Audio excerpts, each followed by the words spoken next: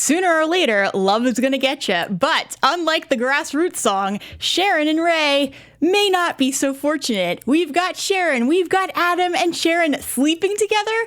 Connor seeing his father for the first time since Adam was dead. And also, we've got the Bachelor and Bachelorette party that has gone wrong. Stay tuned for this week's Restless Wrap. You're tuned in to AFTERBUZZ TV, the ESPN of TV talk. Now, let the buzz begin. Hey everybody, I'm Rachel Goodman here with another week of Restless Wrap. We have so many things to talk about. We have a bachelorette and bachelor party gone terribly wrong on Y&R. We have so much going on with Sharon and Ray and so much content to dive into. But be sure, here we go. Here's the song I quoted. Sooner or later, love is going to get you, but not so much for Sharon. And we have things to talk about with her.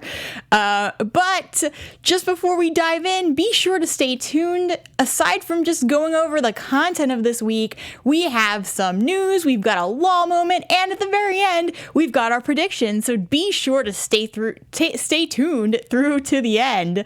And right now, I'd like to give a shout out to everybody in the chat. We have Jerry Jacks, who has a really funny thing to say. His huge breaking news is that Y&R Insider News will be back when he said you go live. So thank you. That was important news to know. Rainy J's in the chat, Hubby Joe, Mary, we have Todd Beaton, Amber's Baby 100.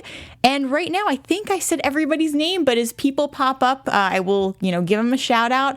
We're at a different time this week. Next week, we'll be back to our regular 5 p.m. Pacific Standard Time show. But let's go ahead and dive in.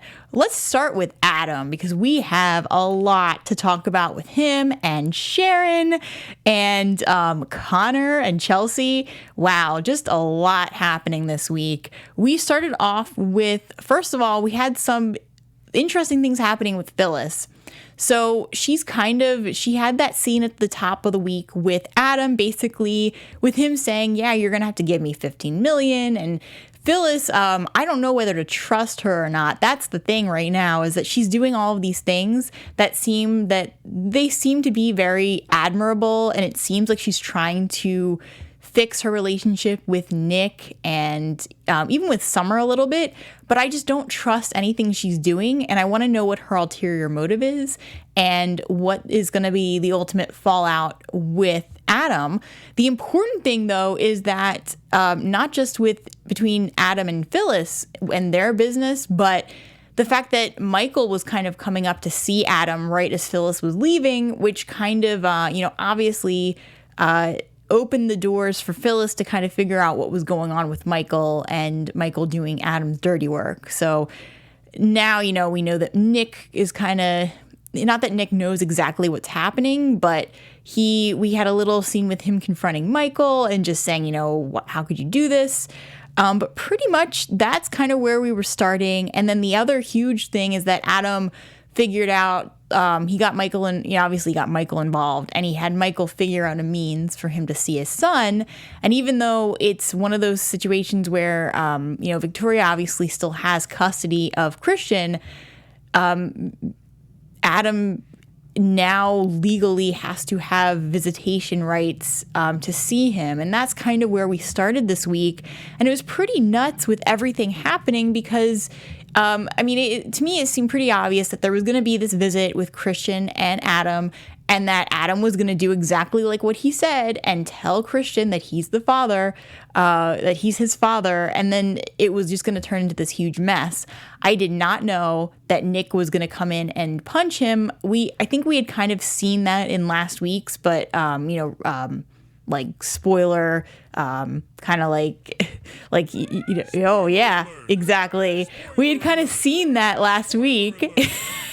And it was a huge spoiler alert, but not enough of an alert for me to realize that it was going to be over this visitation that Nick was going to punch Adam and that it was going to turn into this huge thing and get Ray involved. But that's exactly what happens. But before we get there, I just want to say that I found it pretty interesting that the scene that we got with Adam and Christian was them kind of, kicking around this soccer ball. And Adam specifically said, I used to do this with my dad before I realized he was my dad. So it's like history repeating itself here because that's exactly what was happening. And Adam made sure that unlike, everything going on with him and Victor, that this time he was going to be different and handle things differently and tell Christian the truth about his paternity, even though I'm not sure that Christian quite, it's a slightly older child playing Christian now, but I'm still not sure that Christian quite comprehends this the way that someone Connor's age will. So we've seen Connor now, and we're going to get more in detail with him and Chelsea kind of as we're talking here, but we know that they've made it obvious that Connor is a little bit older than Christian, enough where, obviously he's speaking in more, his sentence usage is a little more sophisticated. So he's got more of this desire to see his father and have that relationship with him. Christian is still at that age where it's a little bit he understands certain things, but he's not at that level where he's really having an actual conversation with his parents per se. So it's just interesting, even though they're close in age, the two kids, they're just Connor's just a little bit the age gap is just great enough where we can see a huge difference in how they are reacting to all of this. And plus they're obviously in different situations. Connor knew that Adam was his father. It was never a secret, whereas Christian has been bounced around. There's been, some tricks done. There's he just grew up thinking that Nick was really his father. And so this is just, gonna really just throw him and just, I'm sure mess with him growing up. We've got a lot of comments in the chat here. So Jerry Jack said, Adam sends pictures of Connor's hair to the judge and tells him, this must be predictions. Okay, well, I'm going to read some of this at the end then when we get to our predictions. But this is just kind of theoretically what Jerry Jacks is kind of thinking might happen about the custody. But Jerry Jacks also says, is it just me or with the chemistry and fire between Summer and Abby that they should be the token lesbian couple? Could be. We're seeing a lot of things with Abby too and with Nate, and just, everything going on with them is crazy. Amber's Baby 100 says, it was wrong for Adam should go for visitation rights. It was wrong for Victoria to try to keep him away from his son. Yeah, I agree with you. And then Amber's Baby 100 also says Nick is not Christian's father, Adam is. I agree. I think that Victoria should have realized that you can't just do that. She's the guardian at the moment temporarily, but the idea was that she would be responsible for setting up visitations, but supervised visitations. And it doesn't surprise me that Michael was able to kind of get this set up where Adam would have these rights to see Christian, because legally, even Nick could probably do the same thing as Adam. And if Victoria's acting this way, then Adam did have a right to go and make sure that he did get his time with Adam. However, I'm surprised that Victoria was not there. You would think that Adam getting these visitation rights, that Victoria would make it a priority for her to be there, and that she would make it a priority for maybe even Nick to be there at the same time. I'm surprised that it was not that way, and that Adam really did get his one-on-one alone time with Christian.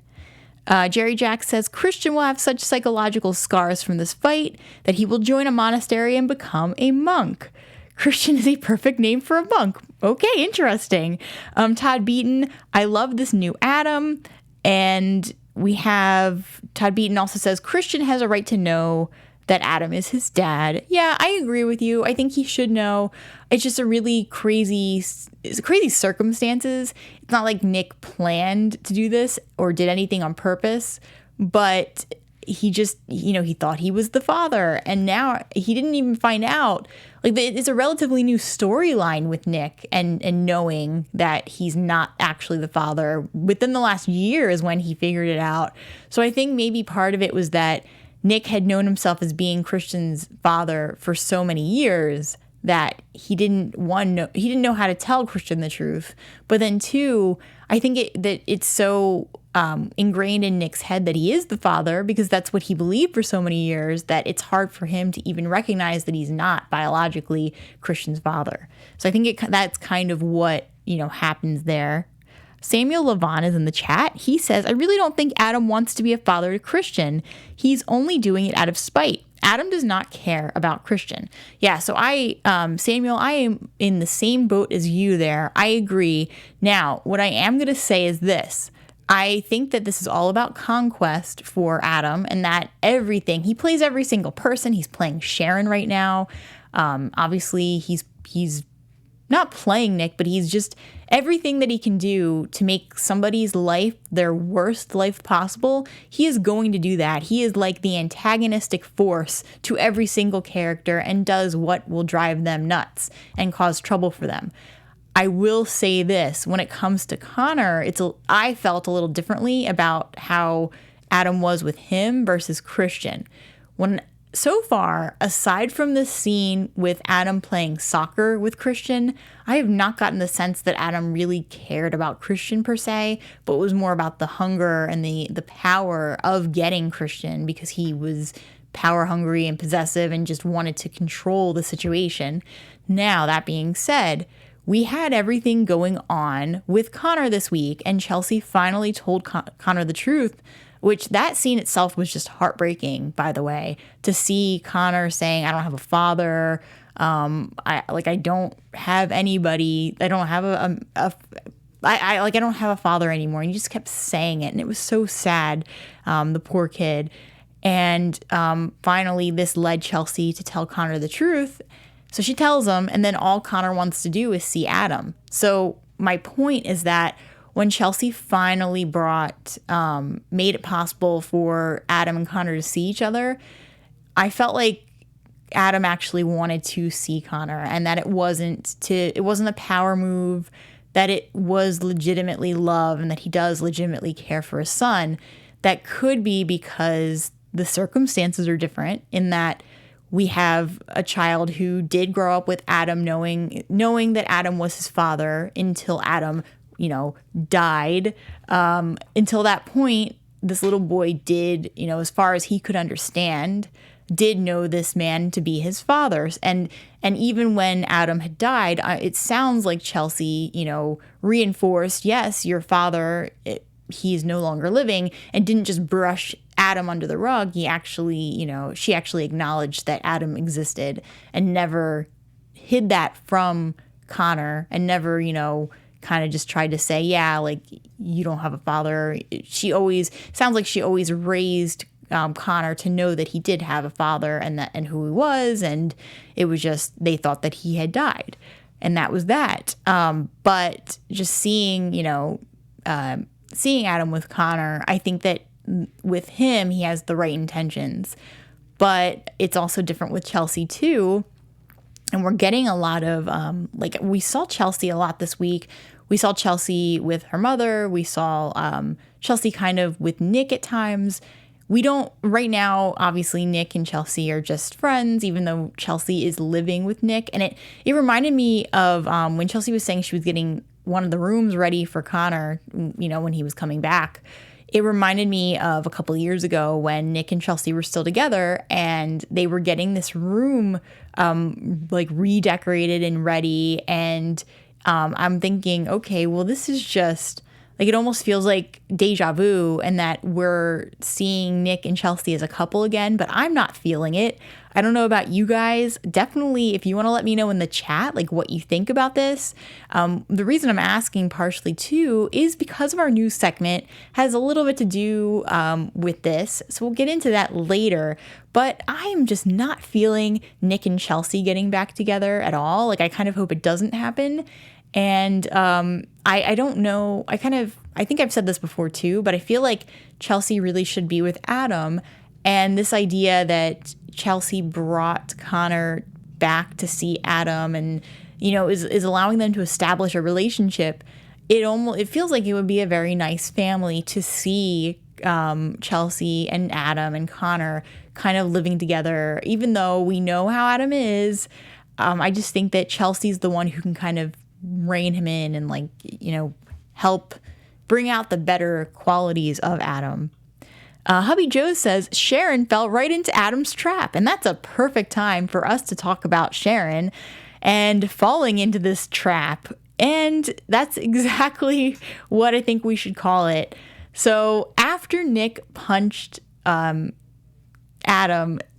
Sharon happened to walk in on this too. They were at Chancellor's Park, and Sharon happened to see the whole thing. So now she's a witness, and now Ray's involved. But before we kind of get to Ray, Sharon and Adam basically sleep together. And as they're like, it was just crazy how it even happened because Sharon went back with Adam to kind of tend to his wounds, if you want to call it that. And Sharon was just being very comforting to him. And suddenly they're talking, and like Adam claimed that he didn't even know why Nick got so mad and punched him. And like, I don't know if Adam was trying to play her by not telling her the truth and play on her sympathies, which seems to be the obvious case, or if it was more like, you should really talk to him, because he did say that too. So maybe in Adam's mind, he's thinking, oh, I don't want to be the one to tell her or get in the middle here. I'm just going to have her go talk to Nick. But it's just like, it's so frustrating watching a character like Adam lie to somebody and know that he is lying, and then Sharon really has no clue. Adam really is playing Sharon. And I know, like, so they slept together and they had this whole thing, and then Ray showed up so Adam then, after this whole thing, Adam called in to the cops to say that there had been an assault. And obviously we know he did it for his case so that it makes Nick look like the bad guy and, helps Adam get custody of Christians. We know that's why he did it. But the whole thing is that Adam decides he calls the cops. Ray gets put on the case naturally because he is the only cop that would ever get put on this case. So yeah, Ray gets put on the case. He shows up like right after Adam and Sharon have slept together. And this is what surprised me. I would think that Adam would just be gloating and like be trying to like not directly tell Ray about Sharon being there and sleeping with him, but I just thought that knowing Adam, like it just seemed like his, MO that he would be like, oh yeah, well, I'm kind of busy with somebody, and like just kind of beat around the bush, but in a way that Ray would know instantly, oh, Sharon's there. But that is not what Adam did. He played it off like, Adam tried to like persuade Ray to get a different cop to handle the case because it was too much of a conflict. And then he said, Adam said, I kind of had a witness, but I don't want to get into it with you. And I was just really surprised that Adam would kind of try to pull back the drama. I would think that he would have done the opposite. But I guess that's kind of what makes him a really interesting bad guy, is that he's not always bad, and that maybe in Adam's mind, he really does love Sharon. And that's the messed up thing, is that you can never tell with Adam. Like, he obviously, bad guys have feelings too. So obviously he still cares. He still maybe thinks he loves Sharon in his mind, the way he probably knows he loves Chelsea in his mind too. But he just has a really skewed way of loving somebody. So, and obviously he is playing Sharon at the same time, but I still think he might actually love her. So it's just like the way that they're handling this with Adam is actually pretty interesting. And it is kind of like this gray area thing where we know that Adam's bad, but then there are certain things about him that actually kind of might be good. So it does kind of, make him even more interesting to watch. So Adam and Sharon had this scene after that where, okay, so first of all, Sharon comes walking down right in the middle. Ray would not have known she was there, but she walks down right in the middle of this conversation, asking if there's food in the fridge because she's hungry. And I don't really blame her because she didn't know who was at the door. But then after Ray left, she got all pissy with Adam, like it was Adam's fault. And Adam, I actually don't think that he did anything wrong per se in that specific instance. So I didn't really get her anger, especially this time, because if she's going to get angry at him, it should be about the other things. But then the one time he doesn't really do anything and he's actually trying to hide that she's there with him, she gets mad at him. And yeah, but Adam did try to say that he cared about her and wanted to be with her. But Sharon said, well, no, I was trying to build a life with Ray. And if you're trying to build a life with Ray, why'd you sleep with Adam, though? That's what threw me. And that's the whole thing, is that Sharon keeps saying she doesn't love Adam and that the only reason she's ever wanted to help Adam was because she would help anybody. But it's obviously not true. There are feelings there for Adam still. And that's part of why I understand where Ray's coming from, because he can probably sense that even though it has not come up, and even though Ray and Sharon, when they talked about it, Ray actually said, well, I know in your heart your heart isn't with Adam, it's with me. I get that. And that they were arguing just for the fact that Ray didn't like Adam being in her life because he was manipulating her.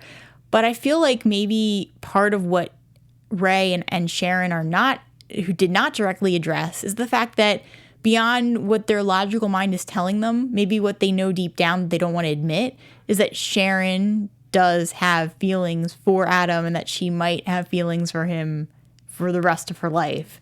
And that's the complicated thing here, is that Sharon is not even admitting that to herself. And if this week has shown us anything, it's that there are some really deep, ties there that Sharon will never be able to let go of with Adam. So we have a couple comments here. Raider Queen says, I hope Ray gets with someone else. Mary says, I would like to see Ray and Abby. They are looking for true love, not into Nate with Abby. Yeah, and I'm going to make a passing comment here, but they are setting it up that, like, the way that I feel when I'm watching this now, they're almost setting it up like Nate and Elena will get together, even though we kind of like Elena and Devon, but they keep kind of making Nate and Elena have these like deep friendship moments. And I almost wonder if that's where they're headed with that side of the storyline.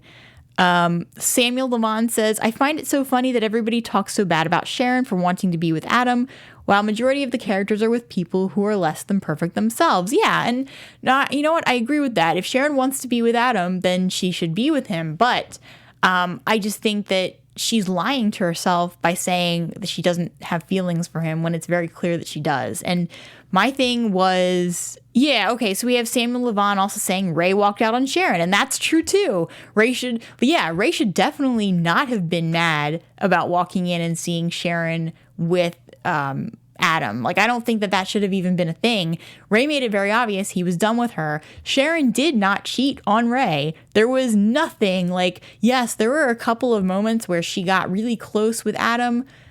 They never kissed. They never did anything. There was no, Sharon always defended her relationship. She always made it obvious who she was with. There was no cheating from Sharon. And yes, Ray walked out. So he doesn't have a right to be mad about this, to be, honestly. But just in terms of with Sharon, clearly she has feelings for Adam and she wasn't admitting it. And I don't think it just started. I think it's been going. So technically she didn't cheat.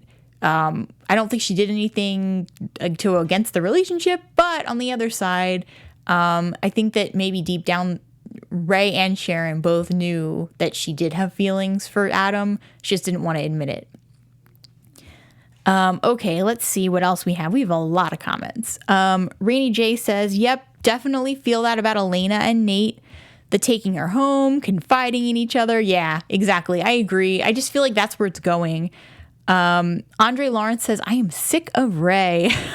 And then Rainy J says, ditto, and Andrew never liked him. Jerry Jacks, Sharon pulled a Ross. We were on a break. Yeah, except honestly, I would rather see Rachel and Ross than Sharon and Ray. So, and I think that about sums up my feelings on Sharon and Ray. I was never a huge fan of them being together. I get the chemistry was kind of there. And also, let's give a super shout out to Andre for giving us $1. So thank you. We really appreciate it. That was amazing. Thank you. Thank you. And speaking of people in our chat being amazing, I think now is the perfect opportunity for me to give you all a shout out for helping us be the ESPN of TV Talk. Thank you for everything that you guys do. We would not be here without you. We could definitely use your support. If you could like, follow, subscribe on iTunes, give us a 5-star rating. If you could do those things for us and then just let us know, we will give you a shout out on air. But that would help us continue to grow and just let us know how we're doing too, so we can continue to improve. But thank you all again for being a part of this show. You are my co-hosts. I could not do this show without you. So thank you for being here each and every week, even when we are on a different time, or even when there are things like the Super Bowl going on, or like big major, events. You're still here, and I get to talk to you every week. So thank you again for helping us continue to be AfterBuzz TV and to continue doing what we're doing. All right, we talked about Sharon, we talked about Ray, and Adam. I think that we pretty much hit it with them. Let's kind of move into Kyle and Lola and everything with that bachelor / bachelorette party, because there was a lot happening there. So I'm just going to skim through Kyle and Lola and get to the party, since that was kind of where the bulk of everything happened was. But basically, Theo came in and wanted to throw a party, a bachelor party for Kyle. And of course, Kyle wasn't having it. And he ended up, saying we're, having this huge thing with Theo. He ends up talking to Mariah. Mariah decides, hey, why don't we just do a bachelor / bachelorette party? And can I just say that why don't more people do this? Just like, why is it always have to be separate? We're like, hey, if you like that, then that is cool, like no problems. But I think that sometimes, like what Kyle and Lola did, having that joint party where it's not like, it's still a party, they're still fun. You're not having like naked people pop out of cakes, but like it's still a fun party. I think that honestly is a really acceptable way to have a party before two people are getting married. So shout out to Lola and Kyle for having the party the way they did, instead of doing it like the typical way of like the separate bachelor and bachelorette party. But yeah, kudos to them. And kudos to Mariah for suggesting that and having it the way that she did. So when we got to this, though, there were some problems. Overall, they obviously they had dancing. They had the whole shout out thing that they did with a video that was created on behalf of Lola and Kyle. But Lola decided she was going to invite Summer, and that's where things went bad. If I get that Lola was trying to be nice and like invite Summer, but it just caused all this conflict because Summer showed up. It wasn't just Summer, but she brought Theo with her, and Theo was the real problem. Summer posed some issues too, but like basically, we had some issue with Abby and Summer because Summer was knocking Lola and Kyle, and not to like the group, but just to Theo kind of privately. But Abby overheard it. Abby confronted Summer kind of like in a roundabout way, and then Summer came back at Abby, and then we had this thing where they were going back and forth. Summer took an entire like thing of ice water, like a bucket of ice water, not just a little thing, a bucket, took it, like pivoted around and dumped it on Abby. And now I am not a huge fan of Summer and the way that she acts, but I'm also not a fan of Abby. She kind of annoys me. So the fact that this happened to Abby, I was like, okay, I actually kind of think this is a good thing. And I was like, I wasn't exactly laughing, but it was kind of like, okay, well, Abby, I don't like how she's treating Nate. And like, I was just kind of happy to see this happening to her, even though I didn't agree with Summer saying what she had to say about Lola and Kyle. But at least we can say that Summer's been hurt by Kyle and that Kyle did not handle the whole wedding thing the right way. And just to hear Abby go back at Summer the way she did and mention the wedding and say, oh, well, you knew that Kyle didn't love you. Well, no, first of all, like, yeah, I was actually on Summer's side because Summer did not blackmail Kyle the way that Abby was talking about it. And it was just really ignorant, and I actually was happy. I was on Team Summer there, even though I'm not, like, if it was between Lola and Summer, I would have been Team Lola. But between Abby and Summer, I was like, okay, let's go with Summer here. Summer for the win. And she dumped an ice bucket on her, and it was, to me, it was glorious. But at the same time, we had this escalating earlier before that had happened, like kind of as this is happening, like sort of in between it. Theo got up live with the mic and started trying to like talk about Kyle's past, the past that he does not want mentioned. So then he and Kyle got into it. And so as we see Abby and Summer, Kyle and Theo are going at it. And it just, Lola had to get on the mic and stop the whole thing. And everybody stopped, and that was it. And it was good, but of course not without the drama. I think the most interesting thing that I took away from this too is that we keep hearing about this past with Kyle and Theo. And last week, Theo hinted at something that, nobody knew about. And we got a better idea that it wasn't just us speculating that there was like some big, drug bust or something. This week, we heard that there was a 17-year-old, young woman who could have died. So now my head is thinking, okay, this is my guess, and this will, I'm just going to say this now. My guess is that it had something to do with a girl overdosing on drugs, and that they were responsible, and that maybe they were overage, and that this is why it's such a big deal, because Kyle even mentioned they had to pay off the father. So my guess is that these, obviously they were probably in their early 20s at this point, maybe, and it was a 17-year-old who almost overdosed on drugs. Sounds like her father was a big deal, maybe, so he could really go to the press with this. But even if he wasn't a big deal, obviously what they did was illegal in a lot of ways, but obviously they could have gotten into huge trouble, and this goes beyond the partying. This now implicates them in a different way. We have a couple of comments in here. First of all, Kenneth is in the chat. Hey, Kenneth. Kenneth Clark says, hi, everyone. Sorry I'm late. I was at the Kyle and Lola wedding. Just kidding. That's funny. I wanted to mention that comment. And then Drew M.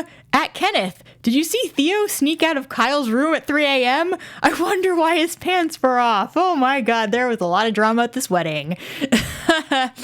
Samuel Levon says, Summer knew that Kyle didn't love her, and now she shows up talking bad about Lola and Kyle when she knew how she felt about it from the beginning. Yeah, I see your point. Obviously I don't think Summer should have been talking trash. But she was talking privately. It was just Abby happened to overhear it.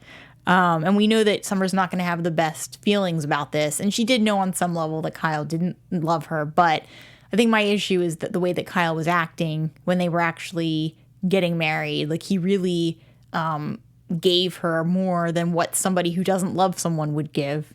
So that's my issue there in terms of why I would kind of see Summer's angle. Amber's baby 100. Can't wait for Kyle to get exactly what he deserves. Then Lola disappears. Yeah, it sounds pretty bad. There's a lot of talk too about Theo, and not about Theo, but Theo saying that Kyle really isn't this guy that he's acting like. So I don't know. I feel like there's still something inside of Kyle that could betray Lola, or it could just come out that he's acting, that he'll kind of change the way he's acting as certain things come out. Drew M, I would rather Theo and Kyle be gay and them not be, okay. So what Drew's saying basically is that he'd rather it be that Kyle and Theo were together, instead of it being that it was like a 17-year-old girl and they were hooking up with her. I don't know. Like, I guess we'll have to see what happens when we actually find out. Something tells me that it might be Kyle who slept with this person, and maybe it was a situation where Kyle didn't know her age, and he thought she was his age because she looked a little bit older, and that she almost, overdosed or did overdose, and they happened to save her before she died.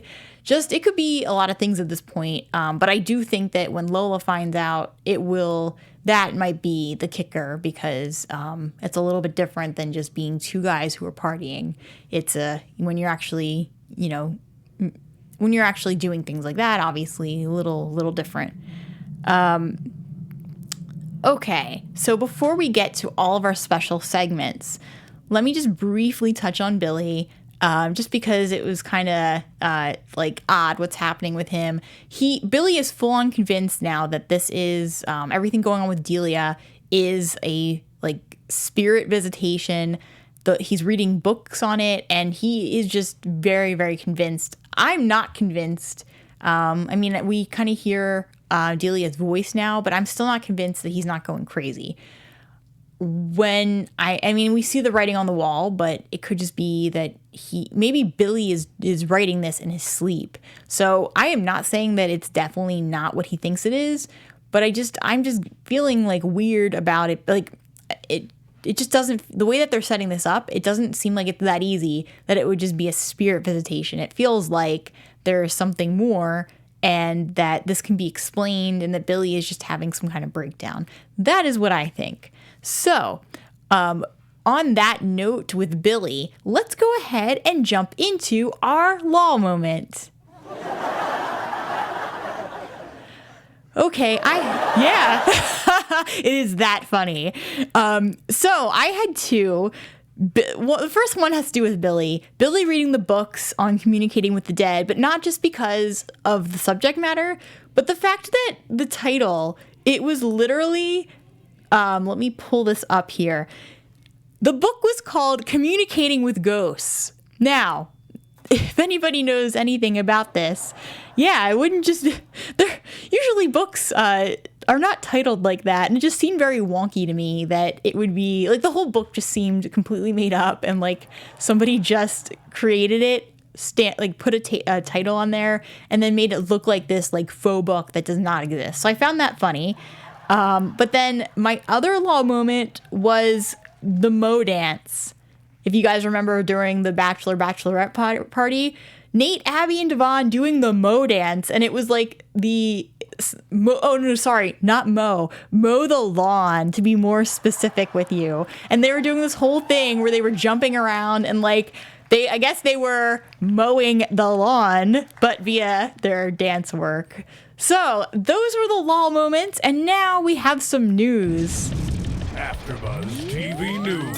Okay, and this is what I was mentioning before with Sharon and Nick, and not wanting to get too much into my thoughts there, because Celebrity Dirty Laundry on August 9th posted an article where they were discussing an interview with Joshua Morrow. He plays Nick on The Young and the Restless, in case anybody doesn't know, but he spoke to Celebrity Dirty Laundry and stated that he was talking about the state of Sharon and Nick, and how basically he believed that they were the equivalent of Victor and Nikki on Y&R, and that's where he sees Nick going eventually. And to quote the article, Morrow stated that Sharon and Nick will cross paths many more times in spectacular fashion. He definitely sees the two of them ending up back together over and over, as long as they're both on the show. Morrow doesn't like to think in terms of soulmate status, but he does feel like the Victor and Nikki and Nick and Sharon paths resemble each other. So I found that fascinating, and to me, it is Sharon and Nick that we definitely should see together. So I am really excited, and excited for Sharon to be done with Ray and just kind of move on. And hey, Nick is not with Chelsea. They're just friends. So I would love to see them. I would love to see Nick and Sharon getting back together right now. Let's jump to our predictions. Your AfterBuzz TV predictions. I think that, unfortunately, for my desire to see Nick and Sharon together, I think that Sharon's going to end up with Adam. Yeah. I think that that's going to be what we see for a while. And I don't see her getting back with Ray. Yeah, this song again. Sooner or later, love is going to get you, and hopefully Nick and Sharon will get together. But first, I think that Adam and Sharon are going to be a thing, and I think that Connor is going to be, I just get this feeling like he might be, obviously he really wants this relationship with Adam, and I see this messing with him more than Christian because he's a little bit older. He's been tossed around too in terms of where he lives and who he's living with and the father figures in his life. So I just feel like Connor is going to be the one to really to experience the fallout of this. And this whole thing with Billy, like I kind of mentioned earlier, I think that he is just going crazy. And I do not think that it's actually what he thinks it is. And we're watching him kind of spiral. I will be very shocked if it really is what he thinks it is. But otherwise, I think that he's just having a breakdown and that it might cost him his relationship with Victoria, as we can see it already kind of is. Kyle and Lola, this is my last prediction. I think that they will get married, but I think that before they do, it's going to be the wedding might almost get called off because of this reveal. Or so there's either that or Theo will somehow like crash this wedding and he will get up there and tell the whole congregation or wherever they're getting married, tell everybody in attendance that, exactly what happened. And that's when we'll find out is actually at the wedding. I'm just seeing if we have any comments with predictions. Samuel, Levon, Chelsea, and Adam will get back together because of Connor. That's definitely a very valid prediction. I think long term they might get. My prediction is they'll get back together eventually. Jerry Jack says yes, but he will get hit by a car and have facial reconstruction surgery to explain why the twins look different. I think that was in response to Samuel Levon's comment. But I'm not quite sure. And then one more comment we have, Drew M. That would be great and great way for Kevin as he planned on kidnapping Phyllis and see how that turned out. I think I am missing part of the conversation. So, comment in the chat later or comment in the leave a comment later if you'd like to explain that. Otherwise, that is all we have for this week. So thank you all for tuning in. My name is Rachel Goodman. You can find me on Twitter at Rach Goodman or on Instagram on my author account at Rachel Radner Author. Also, we have a Facebook page at Restless Rap. If you like and follow that page, I always put the link to the show every single week. And if you leave comments there, I will very much read them on the following show. So thank you for tuning in. We will see you next week.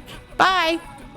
Our founder, Kevin Undergaro, and me, Maria Menounos, would like to thank you for tuning in to AfterBuzz TV. Remember, we're not just the first, we're the biggest in the world, and we're the only destination for all your favorite TV shows. Whatever you crave, we've got it. So go to AfterBuzzTV.com and check out our lineup. Buzz you later. The views expressed herein are those of the hosts only and do not necessarily reflect the views of AfterBuzz TV or its owners or principal.